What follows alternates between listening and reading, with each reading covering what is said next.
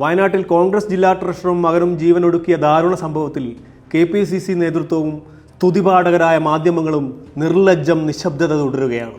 78-കാരനായ M. വിജയനും 38 വയസ്സ് പ്രായമുള്ള മകൻ ജിജേഷുമാണ് വിഷം കഴിച്ചതിനെ തുടർന്ന് മരണപ്പെട്ടിരിക്കുന്നത്.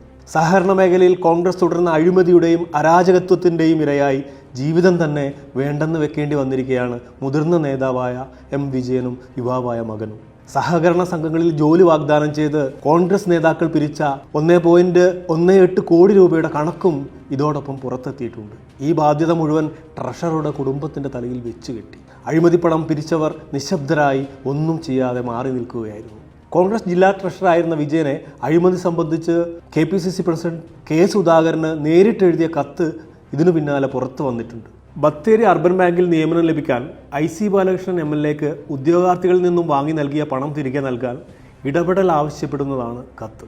ഉദ്യോഗാർത്ഥികൾ സമീപിക്കുമ്പോൾ ജോലിയോ അവർ നൽകിയ പണമോ സംബന്ധിച്ച് ഒരു മറുപടി പോലും നൽകാൻ കഴിയാത്ത നിസ്സഹായതയിലായിരുന്നു വിജയനും മകനും. മാനഹാനിയിൽ വെന്തുരുകി ഡിസംബർ 24-നാണ് അച്ഛനും മകനും വിഷം കഴിച്ചത്.